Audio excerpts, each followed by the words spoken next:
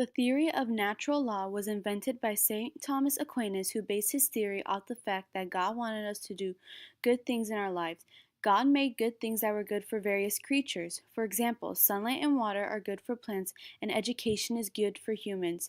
God invented the best things to make humans the best they possibly could be.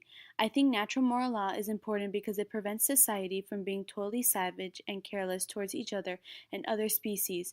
Without moral law, our society would never prosper and overall crumble into nothingness because no one would know how to solve problems without violence, which we all know is never the answer to solving problems. Basically, God is awesome. He made you, so you are awesome. It's just important that you don't forget to be awesome.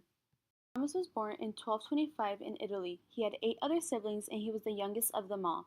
At age 5, he was sent amongst monks to study in the house of Naples. While studying at this house, he learned that he enjoyed doing service work and found his passion learning about spiritual services. He decided to dedicate his life to spiritual service and join an order of Dominican monks. When his family found out about his joining into the order, the family felt so betrayed. Therefore, the family had a plan to kidnap him and kept him locked away for a year. Their goal of having him kidnapped was for him to let go of the beliefs he had regarding the Dominican order and his spiritual life. He was the patron saint of all students and university. Thomas tutored his teacher and communicated with members of the Dominican order. 2 of his brothers hired a prostitute to seduce him, but legends claim Thomas drove her off with a fire iron.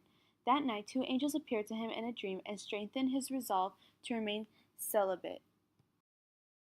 Thomas devoted himself to a life of traveling, writing, teaching, public speaking, and preaching. He believed that there were 2 types of knowledge. Both were compatible and they could work together. He believed that revelation could guide reason and prevent it from making mistakes, while reason could clarify and demystify faith. Most of St. Thomas' works revolved around faith and reason's roles. He explained how both perceive and prove the existence of God. He called this the 5 proofs of God's existence. His philosophical and theological writings spanned a wide spectrum of topics, including commentaries on the Bible and discussions of Aristotle's writing on natural philosophy.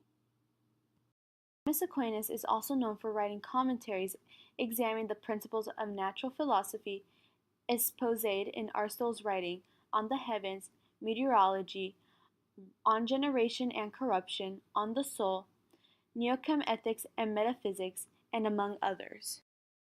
Moral philosophy involves a merge of at least 2 apparently disparate traditions, Aristotelian Adrianism and Christian theology. According to Augustine, things that exist are good.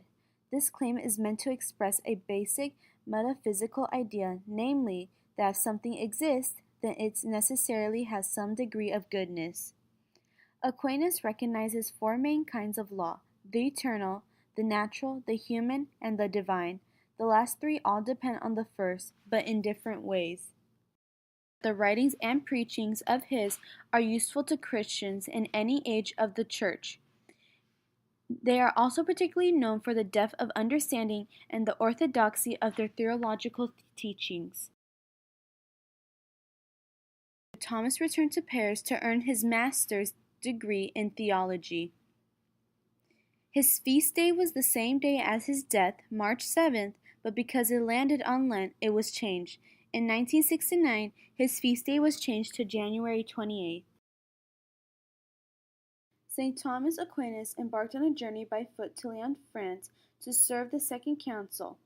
Instead, he was hit by a tree branch and fell ill at Cistercian Monastery in Fossanova, Italy. He died on March 7, 1274, in Fossanova Abbey, Italy. He wanted to die at the monastery in the place of the Lord, so they took him there.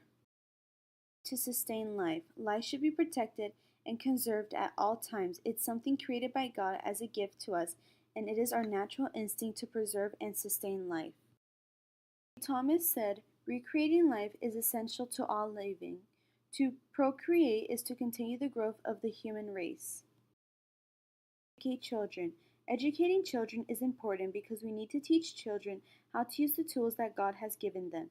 This is necessary so they survive and reproduce.